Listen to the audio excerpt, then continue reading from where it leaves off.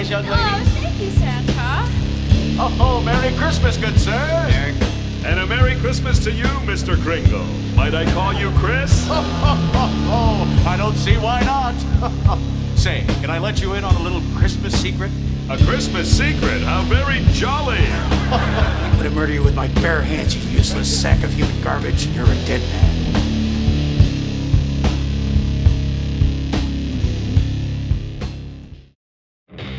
Do you need your fix of stoner doom and sludge music? Let's head over to the Swamp Krewe. This is something that The Swamp Records and Fuzzy Cracklins Presents has to offer. Starting at just $4.99 a month, you're gonna get, it's different every time. So we're closing in on about 150 digital releases here, bonus items from the back catalog, supporter-only specials, and merchandise discounts. And that's just $4.99 a month. Bump it up a little bit. $2 more to $6.99 a month. You're going to get a limited, exclusive CD sent to you each and every month with shipping included and a bonus CD when you sign up. Maybe even a little bit of swag. Who knows? I know they had some Doom Tomb stickers. Maybe they still have some left. You might want to ask them for it. So this is what you got to do. Go over to www.theswamprecords.com/doomtomb right now and get in the swamp.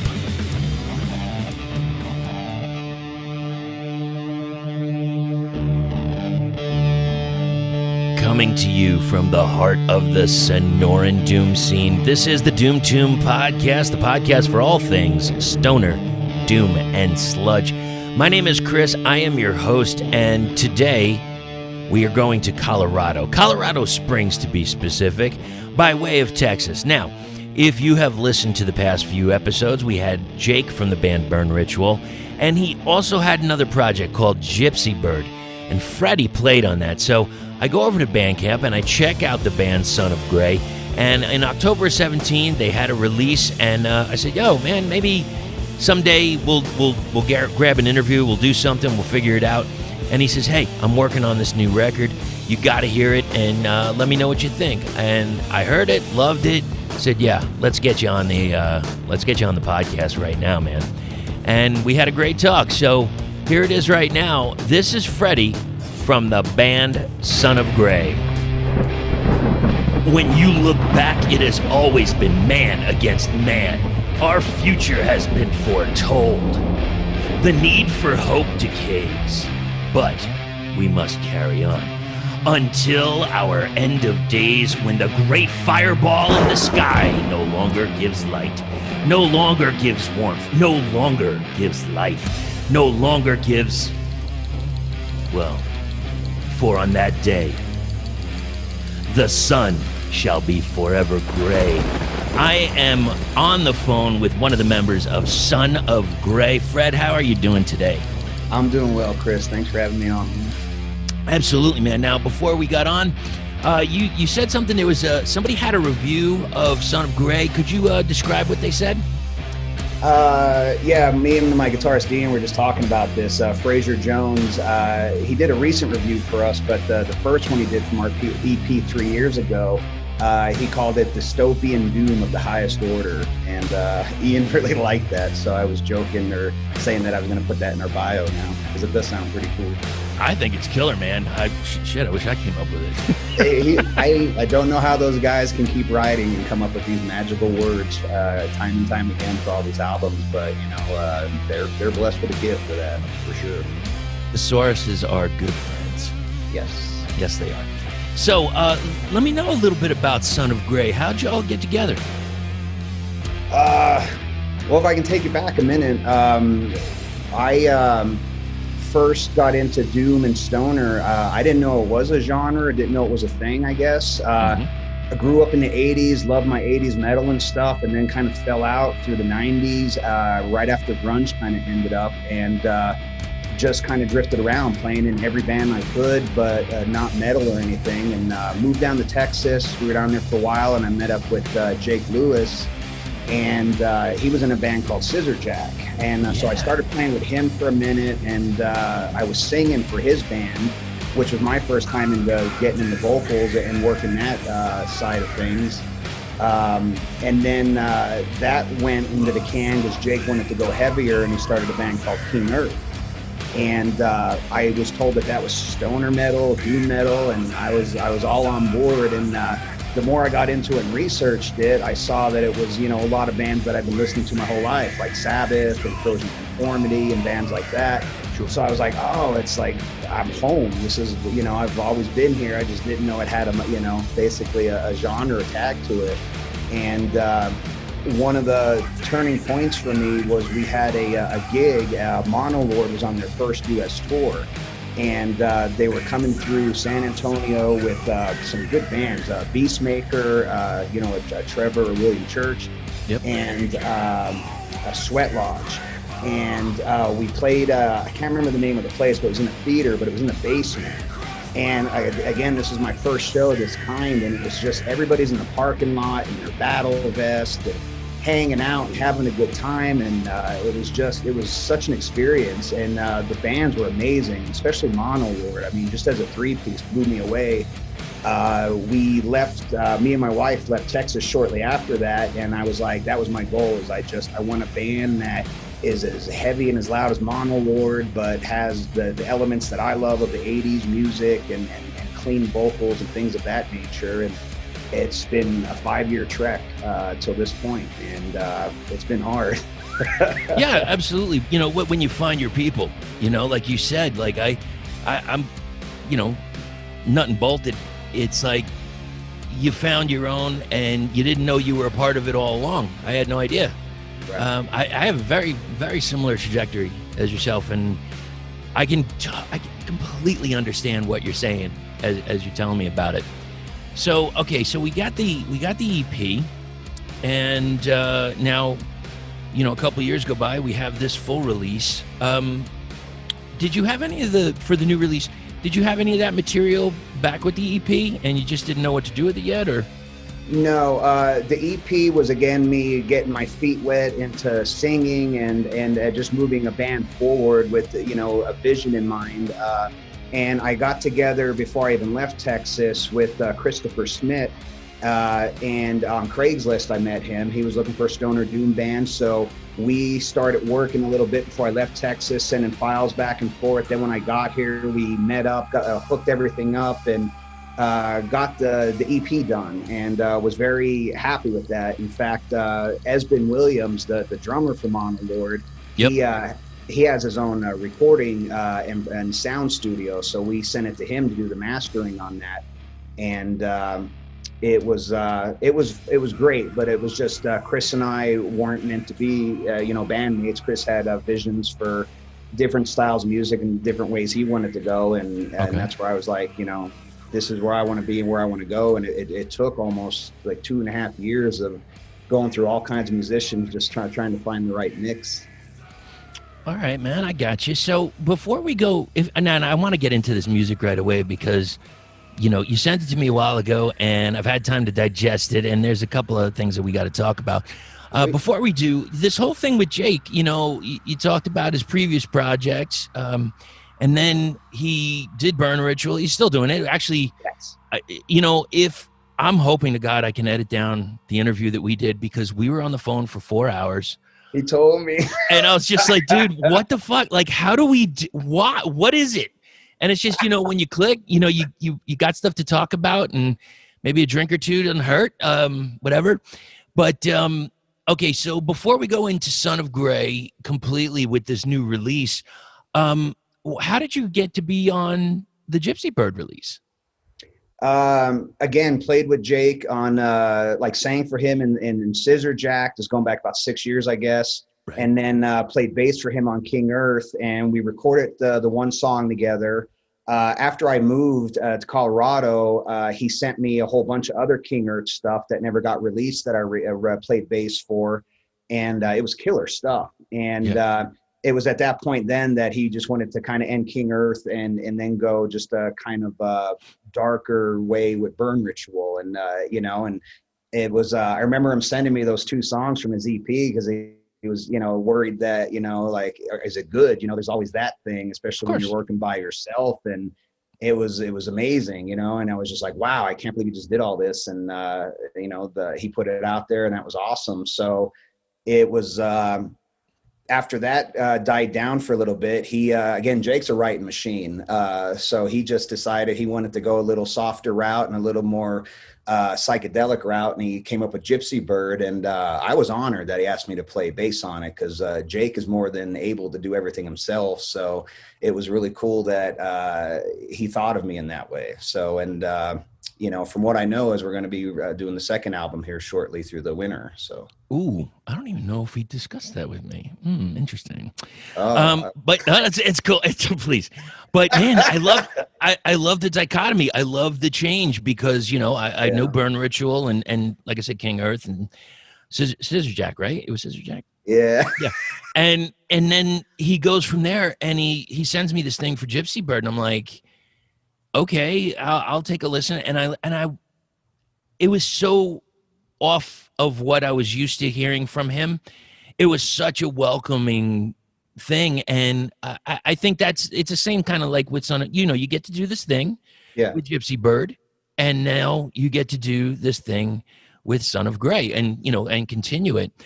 Do you mind if we go in, you know, down the tracks a little bit? No, I would love to.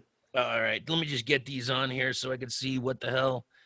Oh man, this is the tragedy of having a tight pair of headphones and having to wear readers at the same fucking time. No Okay, so thank you for that. The new album is called Outer World, and you know, when I first got it, I'm listening to it, digesting it. Really, I mean, the production fucking just kills. The mixing was so good. And then I remember messaging a while ago, and I said, holy shit, is this Matt Qualls? And I was so if you could tell me before we go into all the tracks, what was it like working with Matt? Oh, Matt is just fantastic. I cannot talk good enough about that guy. He, if I can go back a little bit with him quick, we, about a year ago, we were a 4-piece. I was playing guitar, and we had a bass player. And the bass player knew Matt or somebody in the band, the Heavy Eyes, at the time. And they were coming into Denver and playing the High Dive, which is, you know, a big bar for, I guess, again, a starting out band to get into. So we were stoked that we got on the bill with them. I believe it was us and Near Dusk, which is another great Denver band.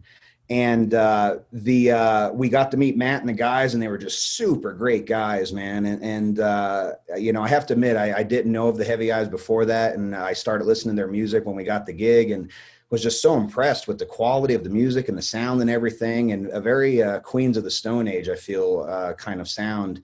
And I remember Matt mentioned about recording and helping us, you know, go out to his studio if we wanted to record, or he can come out to us, or he was up for mixing and mastering. And we were sitting in the audience while the Heavy Eyes were doing sound check. And Matt's just one of those guys that, you know, they're on stage and everybody looks at him, and he goes over and quickly adjusts like everybody's amp in seconds. And it goes from like, you know, mediocre sound to amazing.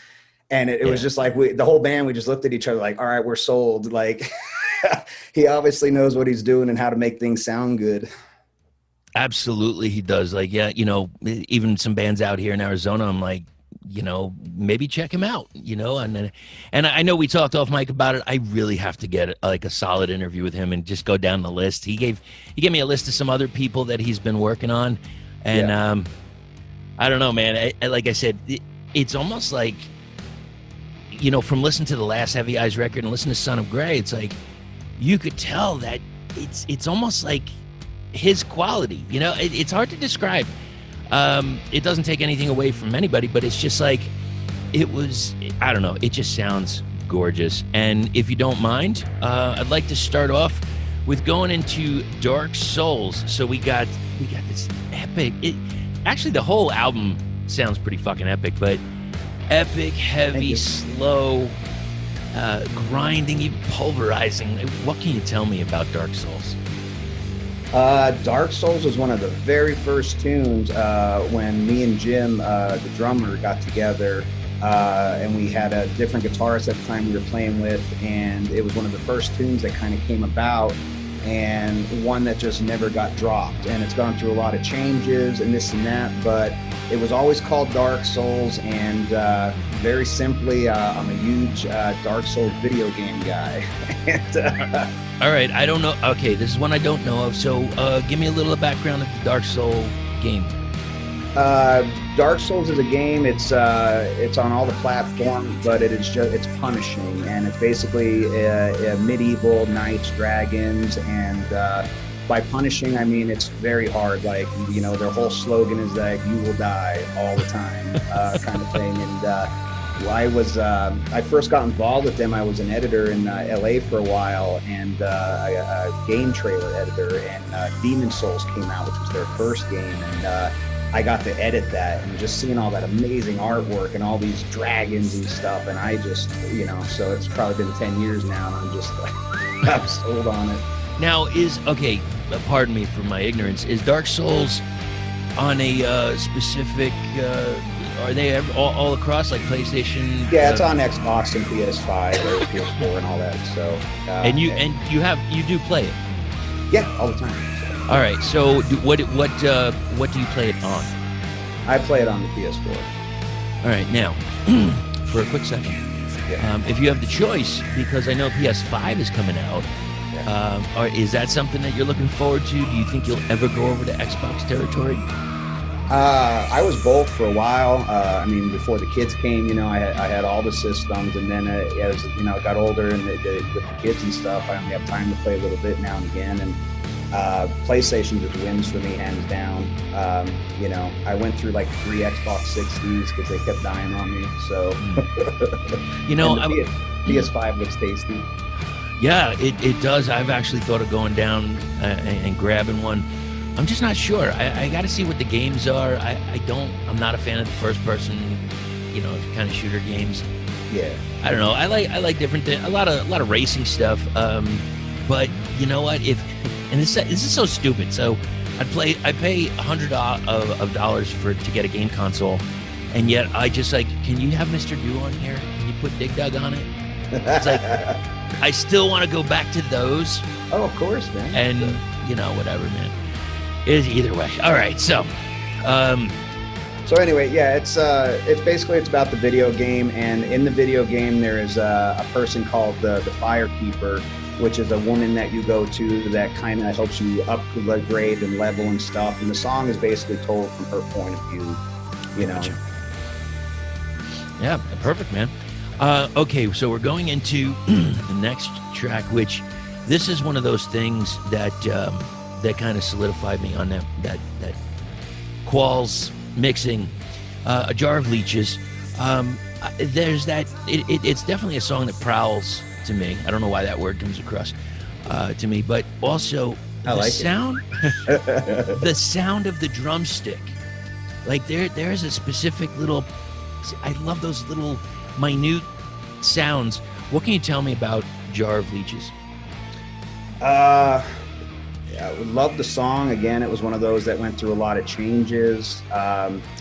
The lyrics themselves are, I guess, growing up, always grew up Protestant, and most of my friends and their friends were Catholic. And I remember going to their churches and always just never feeling like I fit in, or like that I can afford to fit in.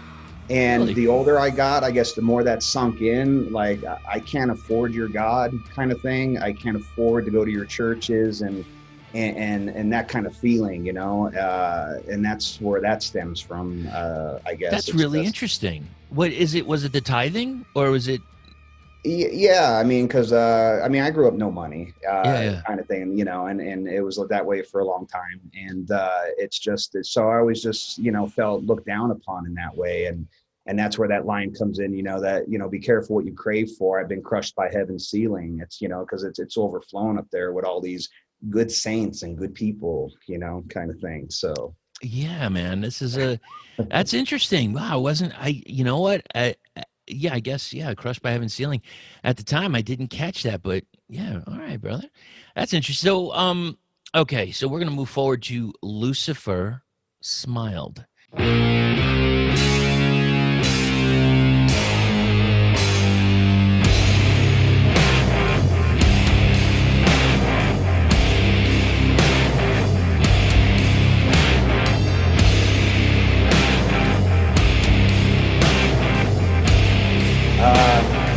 that song's pretty self-explanatory. The lyrics, it's the battle. It's Armageddon. It's Lucifer finally saying, hey, I've been staring at the crossroads too long. What gave you the right to kick me out of my home? Right. And I'm coming back to take back my throne. Step to the right and move over, kind of thing. So I guess it's kind of like my Cobra Kai kind of thing. It's like, was Johnny the bad guy, or a few years before that whole Cobra Kai, I saw something on YouTube that showed that Daniel is the bully. Yeah. Now we're seeing more of it. I haven't finished Cobra Kai, the second season yet. Did you finish it? Yeah, I saw the second one. It's a little more crazier. All right, cool. Because, I don't know about that LaRusso, man. I don't know. He seems like bad fucking news to me. I know, it's funny. It's like, well, we only saw one side of the story in the 80s, so it's, Yeah, exactly. And you know what, man, Mr. Miyagi, please. He'd be rolling over in his grave right now. I mean, the beautiful car that he gave him and all the knowledge, and this is what he does. What a terrible fucking. So we're gonna move into the before we do, for Lucifer Smiled. Yes. I really enjoyed that echo on the note. I also found it was like kind of a little bit of a less gritty vocal. I thought the tones of it were extremely interesting. Very, kind of a song that got me in my own head trip. And then I don't know, it just, how can I put it? So around the 5-minute mark or so, there was this stop, and it kind of went over to another space. I kind of got that out. I know I'm kind of babbling on that one. I wasn't quite sure what to write down about it, but those are the first impressions. I just usually write down the first impressions I get. Yeah, totally. That song's actually been getting a lot of love. I just gave it to Rob Hammer for his site, and he absolutely loves that song. Was going off about it, and I told him that's where I've seen David Paul Seymour has done some music videos with his animated style, and I was like, wow, that would be the one to do it for, because I could just see that whole big battle scene with his artwork would be amazing.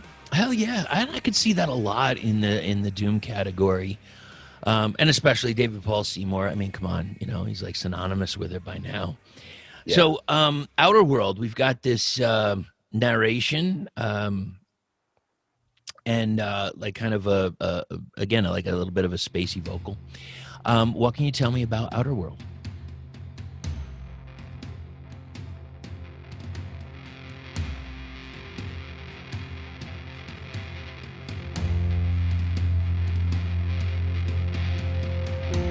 When you look back, it has always been man against man. Our future has been foretold. The need for hope decays, but we must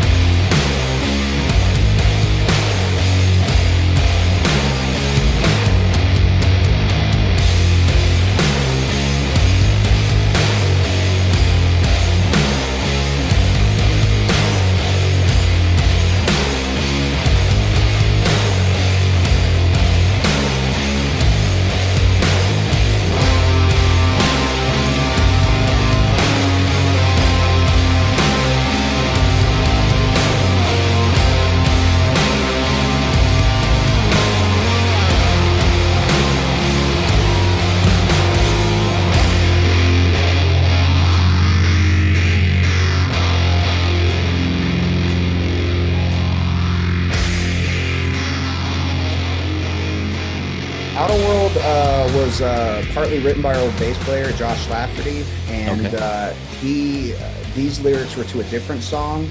And then when we started writing Outer World, his lyrics were kind of stuck in my head. I think he had like the first 2 or 3 lines to the song. So I was like, hey, can I use these and start putting them in there? And we started working with it, and the song really started coming together.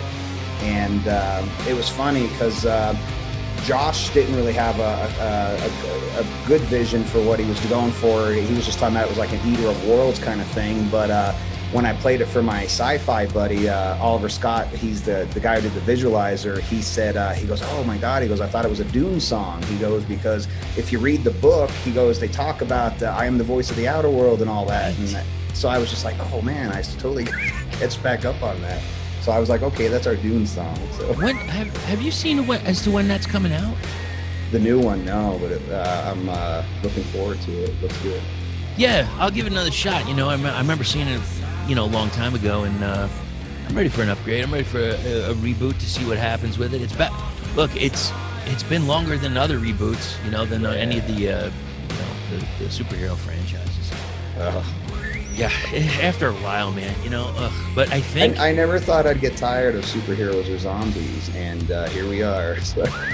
Yeah, you know what? Honestly, I just don't get the zombie thing. I mow them down. They keep coming. I don't know. It's not that important.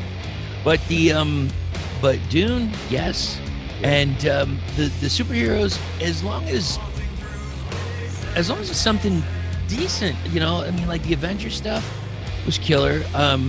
This is full disclosure here, by the way. I think this weekend, my wife and I are going to finally see. Was it Endgame? Was that Endgame the last one? Yeah, I think so. I haven't seen it yet. We have never gotten a spoiler. No one's given us a spoiler, so I don't know what happens. And I think we're going to do that this weekend. Take a little break from all the craziness that's going on in the world. Lots of craziness. Yes, there is. And speaking of, we don't have to talk, exactly about it, but tonight is election night, and it's I don't know where we are right now because I'm on the phone. So maybe I don't, maybe I do, I don't know. But yeah, I hope everybody went out there and voted and spoke their mind, whatever it may be. Everybody that I got a lot of friends on Facebook, and it looked like everybody was doing their part. So Yeah, and look, man, we have the right. Let's take charge of it. Let's do it. Exactly. Use it. If you were in a band or even just a fan, you have to check this out. Now, I don't know, do you need a stocking stuffer? Do you need a present for somebody? Or maybe you're a band and you're looking to grab some brand new merch so you can get it out to the public. Who do you go to? This guy, Mucho from Mucho Printing. Yeah, hey, what's up, big dogs? This is Mucho Drums here to tell you a little bit about my new company, Mucho Printing. Now, I played in multiple bands for several years, and I know how important it is to leave your mark after any show. Even before hitting that first note, you want the crowd to know who you are and remember who's responsible for the sore necks the next morning. Presentation is an important factor in any band's mission to the top, and that's where we come in. Fully printed backdrops, removable bass drum covers, mesh cab covers, flags. These are just a few products that we can offer to you. We're based out of Los Angeles, California, and can ship anywhere in the United States. More importantly, our goal is to help promote bands off the stage as well. With every order, we'll post pictures of the prints, along with info about the band and any other advertisements you'd like us to include. Please check us out on Instagram and Facebook by searching Mucho Printing. Send us a message for any details. Hope all of you are staying safe, strong, and powerful out there. And remember, you win some, you lose some, but nothing beats getting some. Cheers, my friends. Well, hey there, Tommy. What's with the long face? I don't know why I feel the way I do. I'm just not happy, Doc. I don't feel right. Oh, I think you have anxiety, Tommy. I know exactly what you need. I'm going to go ahead and write you a prescription For a record player and some sweet new records at Glory or Death Records. That'll get you back on your feet again, and right as rain in no time. Glory or Death has all the best bands. Moss Generator, Red Wizard, Love Gang, Red Witch Johnny. They'll get you feeling peachy keen again. They even have an insane double album tribute to Thin Lizzy featuring High on Fire, Mothership, Duel, Worshipper, and tons more. Wowee! Oh, that sure is keen. Side effects may include extreme giddiness, bloodshot eyes, random cravings, forgetfulness, bleeding of the ears, confusion, nausea, constipation, diarrhea, depression, anxiety, alcoholism, ulcers, or death.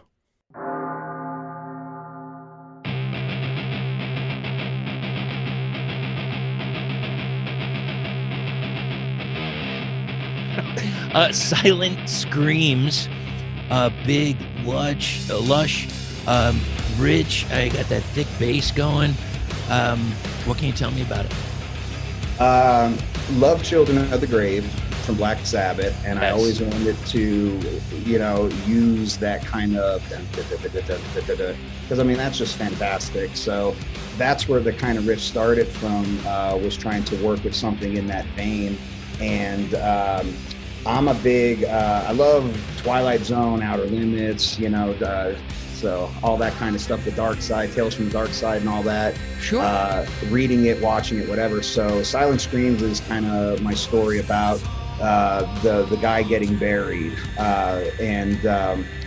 So he gets buried and starts hearing these screams, and he starts screaming out and he's trying to get out of the coffin. And that's, so as slowly but surely he's digging his way out. And then till finally the end of the song, he realizes that he's being dug out by the other ghosts in the graveyard, that he is actually dead. And that's thus the silent screams. Nobody hears him because it's, him basically being accepted into the graveyard at the end there. Yeah, makes perfect sense to me, man. It works. I figured that's what you thought it was. Yes, that's exactly what I thought it was. Let's move forward to Disease. I felt there was like kind of a Middle Eastern kind of sound to it for a little bit. I don't know if that's the right term anymore. But then I get this in this song where there was a wind up that went into a slider and then like right in the strike zone. That's where it caught me with Disease. What can you tell me? Disease is just a very personal song for me. I guess the person the song's about, that toll hasn't been paid yet. So I guess I'm not ready to talk about that in general. But I remember reading an article about Maynard from Tool, and talking about like songs like Prison Sex was about him being molested as a child, and how writing certain songs like that, really he felt that release and was able to, and it was a good thing. And it wasn't until I wrote Disease where that actually happened. I mean, I had this feeling of elation, and it was so great, and it was great to get that off my chest and actually put it on paper. But then the follow-up with Maynard was also that, but then he has to perform those songs all the time in front of people and then just bring up all those emotions. So I haven't reached that side of it yet. So, but I'm waiting to see. But it's a very emotional song for me, lyrical wise, and I love the solo part. It was the only song that, because when Ian, our guitarist, came on to the end of the band, I was still playing rhythm, and that was one of the songs where we did a double lead, and so I played the second half of the lead on there. And I always, when I hear it, I always picture like Disney animation Clash, like the beginning with Ian playing that Middle Eastern part is the snake slithering into the yard and tempting the young boy and talking him into doing things and stuff. And then when my lead comes in is when the boy realizes it's bad and he starts fighting back until finally the snake falls from the cliff to his death, and that's where I'm Still Standing, line comes from. So.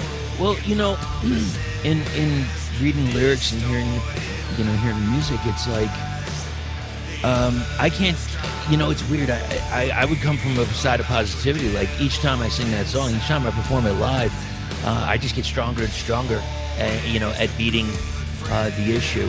Yeah, it took a lot. It takes a lot to do this and to get this out, and I appreciate the track because I'm sure. Everybody has their interpretation. You don't have to say what it is, but it's like, I look at that track and I think you're going to fucking help somebody somewhere. I don't know where, I don't know how, but somebody's going to read this as much as like, myself, I went through a thing and I had some lyrics and some songs that made me feel better, gave me triumph. And I think it's a killer way to end the release and a killer idea for a track. Thank you. And yeah, that would mean the world to me if it helps anybody out or gets anybody through a tough time. I mean, that's why we're writing it and getting it off our chests, Right. And you know what? and I say this many times, and I find it coming up more and more in the podcast, where people are like, how many times am I going to sing about mountains and smoking and whatever? This is another avenue, and it fits completely in, and it advances, and that's what we want. You don't want to be stale. There's always those bands that you have loved, I've loved it. They have maybe a good 2 albums or whatever, but they released 6, and they just never changed anything, and it just sounded like, well, this is a rehash, but not as good as when they had the fire in the first album. So progression is always a positive thing. So we mentioned you talked about David Paul before, and what was the idea behind this artwork? Did you give him music first, or?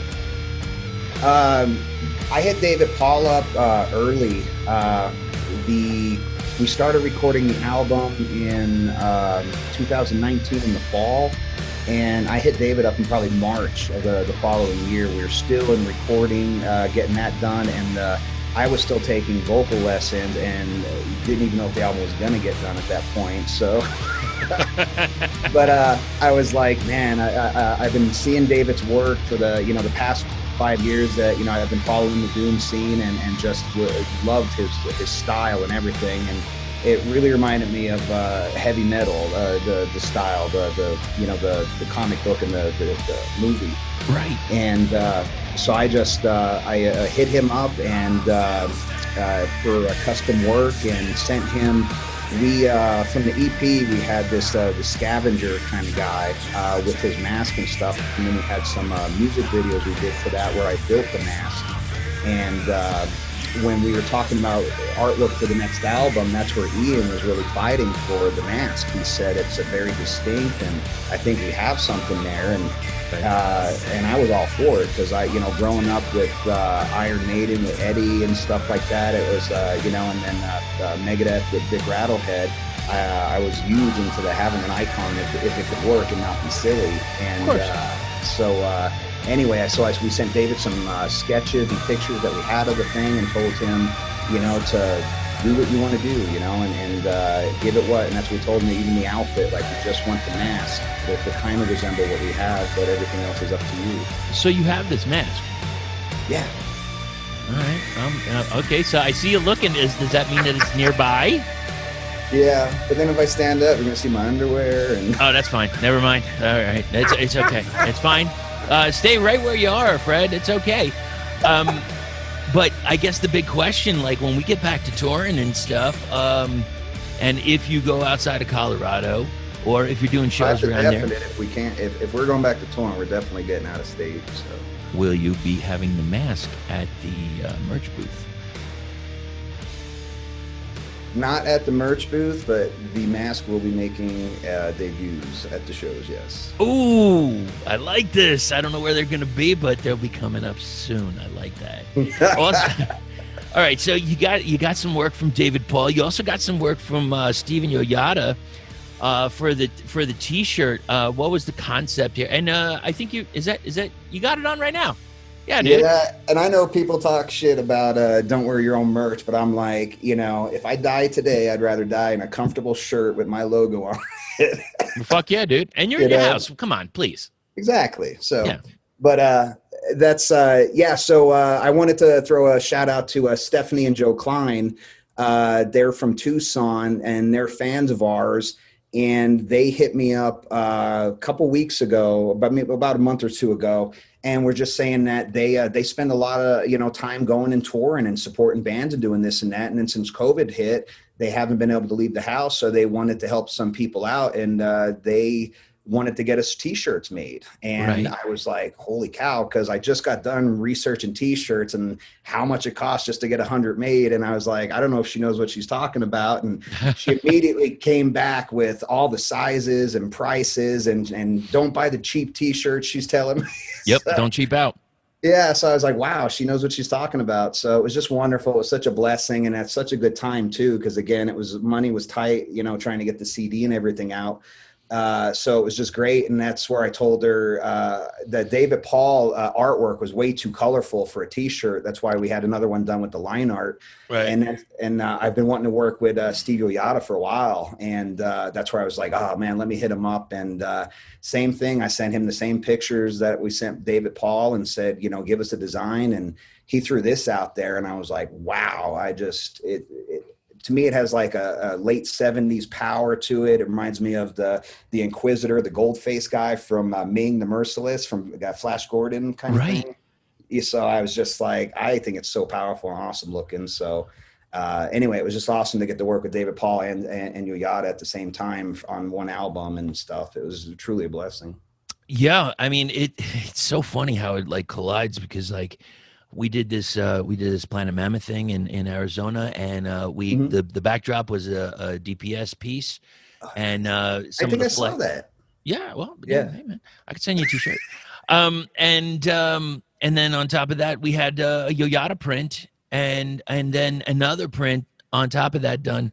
All three different styles, but it's hard, like you said, when you're going to do some t-shirts and you're like, well, how many do I do? And like, well, we do a minimum of 100 or a minimum of 72 or whatever it is. Yeah. And how many colors do you have? And I was like, right. The colors are gonna fucking kill me. Yes. It's like, can you do something with one color? But it's like, please stop it. So do the color, put the price where it belongs, and people will buy it, period. Great stuff, though. I'm a big fan of both of those artists, and or else we wouldn't have used them. Now, there's some other things that we got to really, one important thing, because you got a lot of merch here, but I see some stuff. Obviously, we got some cover stickers and some patches and et cetera. But can you tell me who created the idea of the scavenger clips? I had a pair of the alligator clips. The alligator clips at both ends with the wire in between, and I needed a roach clip for when I was in college. So I ended up clipping the wire, and then little by little, I ended up wrapping some beads around it that I had, because I had them hanging off my motorcycle handles that my wife made. So I added some beads to it, and it just fit right in your palm of your hand and worked so great for parties and stuff. And so when we were coming out with the album and everything, I was always like, man, I'd love to put them out there in some form or fashion and sell them. It's like, well, what do we put at the bottom? And it went through a couple little ideas, and then finally it was like, a guitar pick, and you can buy them. I think we bought them through Clayton Guitar Picks, and they came pre-drilled with the hole and printed both sides, beautiful color. And it just, it was a great way, I think, to kind of advertise the band. And, you can clip them right on your battle vest, and, It makes a very unique piece to the battle vest, because it's not an enamel pin and it's not a patch. It's something completely different. It's the first time I've ever seen anything like it. So I had usable, man. There's so many uses. We're talking, we're going to make a funny little comedy video about all the uses you can do with it and stuff, and then, and that's where I was like, and there's even a guitar pick there, man. So if Matt Pike runs out and needs you can save him. So. Yeah, perfect. Hey, take this off my vet. Here you go, son. There you go, man. Take care of it for me. All right. So, Fred, thank you so much for joining us here. I just got a few other quick questions. So I don't know, being that you did this scavenger clip, are you a handy person? Yeah. Again, growing up poor, you kind of have to be. So, I do all my own stuff, electronics, cars, whatever. So whatever needs fixing. So. All right, here's a question. So I don't know the answer to this, and I have done zero research, so I don't know. Okay. It's because we're in a political night, it's the political signs. So you've seen them, they've strewn across everywhere. And it's a lot of corrugated cardboard, or like this like plasticky cardboard. Yeah. Okay. What would you suggest as a handy person to do with those as an upcycle or repurposing? Like, here's where I'm going with this, because a couple of years ago, I took some of the signs legally after, the election, et cetera. And I took the bottom wire and created kind of like a box type form. And then I put I went to Home Depot and got one of those lighting fixtures, put it up that area and grommeted it closed, and it became like a square light. That's one idea. I don't know. Do you got anything? You got any ideas for that? I know I'm putting you on the spot. You are putting me on the spot. No. I'm sorry. I could have researched this today. That's throwing me for a loop, man. So many things were coming to mind while you were talking. I'm like, where is he going with this? There's got to be something to be done with it if you rip it apart, or maybe it breaks down if you put it in something. I don't know. That's what I would check into first, I guess, see how it breaks down and, that kind of thing stuff. Because I'm not sure how they recycle plastic at all. I think it goes into a big furnace and comes out the other end as much as I know. Yeah, all I'm saying is with all the signs that I have seen, I hope that somebody, does something with them or breaks them down and recycles them instead of just throwing them in the trash and creating more garbage, I've never been, yeah, exactly, man. I've never been at any type of election time and thought to myself, I was going to vote for this person, but that sign really changed my mind. And it's weird because there was a sign in Arizona. It was for some prop. I don't remember, but it said, I can't even really remember what it said. I think it said fund, but every time I saw it, it looked like fucked. And it was just like, there was something about the kids, like, it was like, I forgot I don't know what it was, but it was something like, don't fuck the kids out of this. And that's all I could get in my mind. And every time I saw it, like subliminally, I just couldn't get past it. Yeah. So whatever. I know we're in a weird time, brother. Yeah, we have, very strange time. And I apologize for putting you on the spot. So basically what I'm saying is, if you know of some way to upcycle it or recycle it, please put it on social media, or at least send me a message. I appreciate that. Okay, here's a couple more quick questions, and then we'll head out of here. What is a saying that you grew up with, hearing to only find out that it was unique to your own family?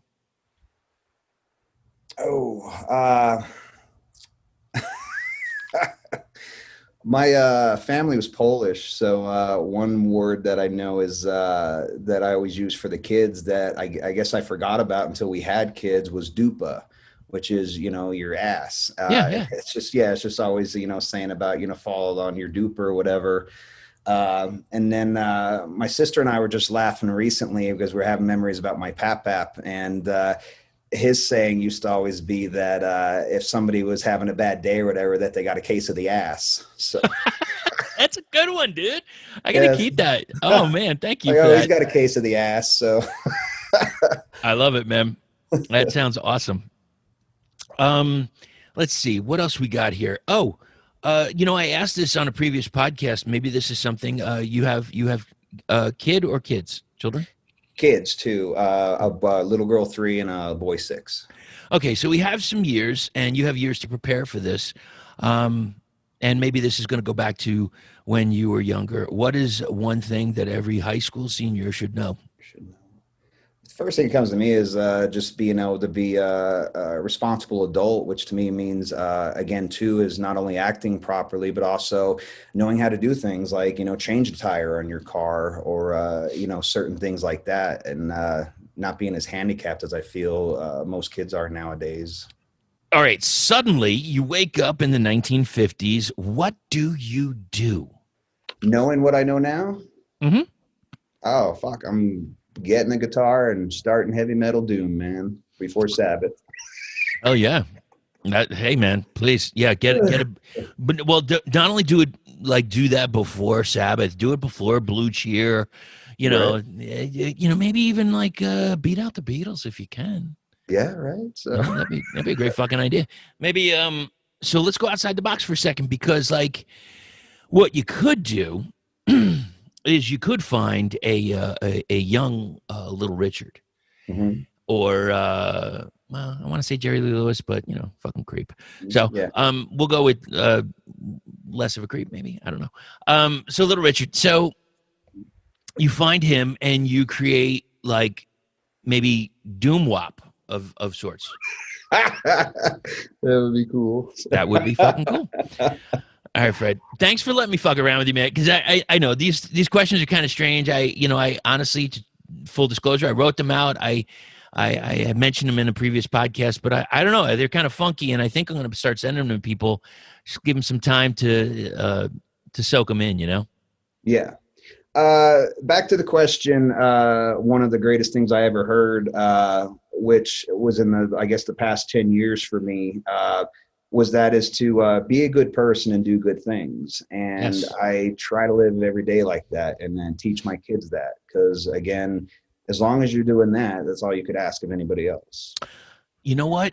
Good point, and it brings me up to something. So you've got some children, and they're younger. So is there anything that you see that they're learning in school or whatever they're doing right now with pandemic, where you're like, that is what life should be? Like I've heard this thing years ago where it's like everything I need to learn in life I learned in kindergarten. Mm-hmm. Are you seeing any of that watching your little ones grow? I guess I grew up in Pennsylvania, and the teaching system back there is what it is. And I even remember getting up into the older grades where it was like we were considered shoppies, Votech kids. So Okay. we were the guys that went to Votech, worked on the cars, electronics and stuff. So on the teaching side of things, like they didn't care about our grades or teaching us. We were given basic math and everything else, basic English, and never pushed on anything else. Right. Because that's how the town breeds you. You're either a welder or a miner basically in the town. Yeah. Kind of thing. So remembering that, and then seeing where my kids are and what they're getting taught now, it just blows my mind on how much they're given at this age, these ages, and just how much receptive they are to it. Especially my 6-year-old's in first grade, and everything I'm teaching him about, like how to read a compass, how to do money, how to do time and all that. And just week after week, and he's retaining it all and knows it. And I'm just like, wow, like That's awesome. Yeah. A lot of this I didn't get too much later in life, if at all, kind of thing. So it was just, it's truly a blessing, I think, to see them and to get that kind of, schooling at their age. Yeah. I love that, man, because it's, you learn from your past, and, there's no rule book. There's no guidebook to being a parent, and you just do it. Exactly. Do you have any kids, Chris? Not that I know of. No. Okay. No, I'm kidding. I don't have any. No, I'm parent. I'm not a parent, and I'm childless. Yes. Okay. I have a furry. I have a furry furry baby. Yeah, that's close. Yeah, we had 7 furry babies until we started having kids, because we were married for 15 years. I didn't have Grayson until I was 40, so Right. it was it was a lesson. So I appreciate it being older to have more patience with him and that kind of thing, and feel like I was able to guide him better. But there's also the age thing where you're like, man, it is hard as hell chasing a kid around. Oh yeah. You know what I mean? At 40-some years old and all, because so. God, there's a woman in my neighborhood that I don't think she's the mother, but she's probably a nanny or something. A little bit older, and he's a little guy, and this kid runs like the wind. Like I've seen him, he just belts out of wherever he's going. And you could see the frantic look in her eyes, like there's going to be a car, he's going to die, and he's going to be fine. It's just like, eventually those little legs get tired. They can't run forever. No. And you just I don't know, get a homing device, get a GPS, put it on the kid, one of those little tile things, and hope for the best. Again, did I mention that I don't have children? So I have no idea what I'm talking about. Like you said, there's no training manual, and every day you're just hoping that you're fucking it up less than the day before, kind of thing. Too true, brother. Too true. All right, Fred, thank you so much for joining us. So before we go, tell everybody, how can they reach you on social media and buy your stuff? We are everywhere. We are on Apple. We are on Pandora. Anywhere you can think of. We're at Spotify. You can pick all our stuff up, merchandise at sonofgrey.com. And that will link you directly to our Bandcamp page, where we have all our merch and our albums. That's awesome, brother. Thank you so much for hanging out, and much success on this. I mean, you got number 9 on the Doom charts. You fucking crushed it. Anything? Thank you. Yeah, I'd like to just give a quick shout out to like John Gist at Vegas Rock Revolution, Billy Goat at Doomed and Stone, Fraser Jones at Desert Cyclist, Mel Lee at Doom Charts, George at Mr. 666 Doom, Weedian and Rob Hammer, and of course Chris at Doom Tomb Podcast. So I know that guy. Yeah, man, he's a cool dude. I don't know. I'm kind of this way and that way about him, but whatever. Well, that's why when Jake told me you guys talked for 4 hours, I'm like, oh, I'm going to feel like shit after Chris hangs up after 20 minutes. So no. I think there's always something to talk about. And I don't know, when there's it's just good people, and for some reason, that's all I see in the Doom community. And, I'm sure there's an asshole out there somewhere, but I haven't found him yet, or her, or whatever. Amen to that. And that's what I'm saying. Every show I go to, I just feel at home. I feel a brotherhood, and no one's looking to fight or cause trouble. It's just there to hang out and there for the music. And it's just, I love the scene. Yeah. Quickly, and then, we'll head out. It's like, there was this thing, it was, it was over a year and a half ago, or what have you.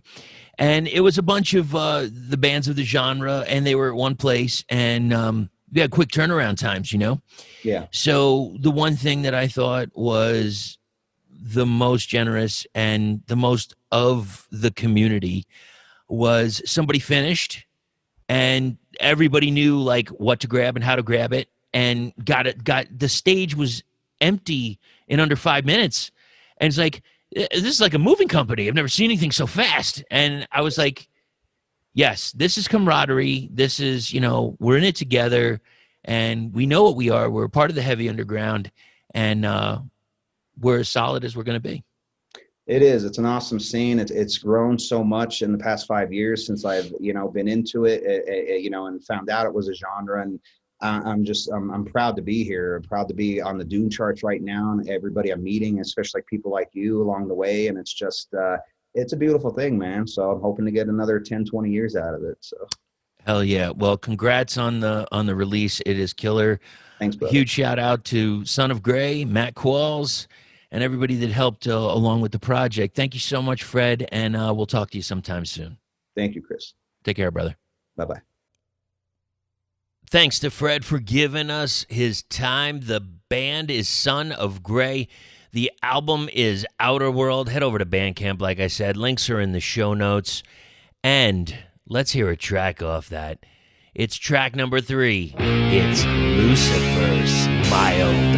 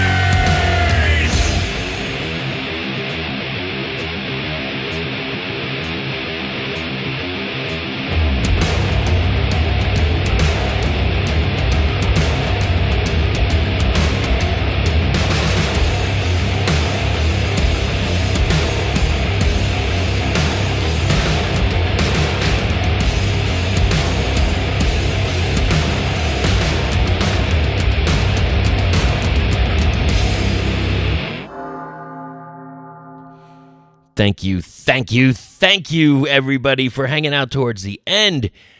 Damn, you're the heroes of this, I gotta say. All right. So, let's give some thank yous here. Ian from No Masters Audio, thank you so much for editing this podcast. You know I can't do it without you. Also, Glory or Death Records. Have you seen some of the vinyl that's been coming out? Holy smokes. Also, Mucho Printing. And at the beginning of the show, you heard about it, theswamprecords.com/doomtomb to get in the swamp. If you want to hear brand new or archived episodes of the podcast, go to doomtombpodcast.com and you can pick whatever you like. Across all forms of social media, it's Doomtomb Podcast. I know I've been throwing stuff up on TikTok. I've been throwing stuff up on Instagram Reels lately. You know, a bunch of videos from different shows that I've been to. So check those out if you, if you got something, you got some time to kill. There's a bunch of them up there, and I just keep putting them up until I guess I'm done with that. Yeah. So doomtombpodcast@gmail.com. If you want to do an interview, you have a review that you need done or submission, hit me up. I appreciate everybody joining us. Don't forget, man, we're getting towards the holiday season for whatever you celebrate. And, the bands are struggling right now. They're not able to go out and tour. So if you get a chance, support your bands, man. Head over to Bandcamp or wherever you buy your merchandise and pick something up and support them. And you will be giving the gift of music for the holidays. Now, isn't that the most awesome thing in the world? Almost as awesome as craniumradio.com. I have a show from 6 to 9 p.m. Eastern Standard Time each and every Sunday. It's all the music that you like to hear and some that you might not even know existed. And who knows, whatever else I want to play. It's my show. I do what I want. It's craniumradio.com, and we also have a chat room. The chat room's been a little quiet lately, and that freaks me out a little bit. So if you get the chance, head over there, check it out, get in the chat room, make a request. If I have it, of course, I will play it. All right, I think that's about it. Thanks, everybody. We got another episode right around the corner, so until that next time, meantime, and in between time, take care of yourselves.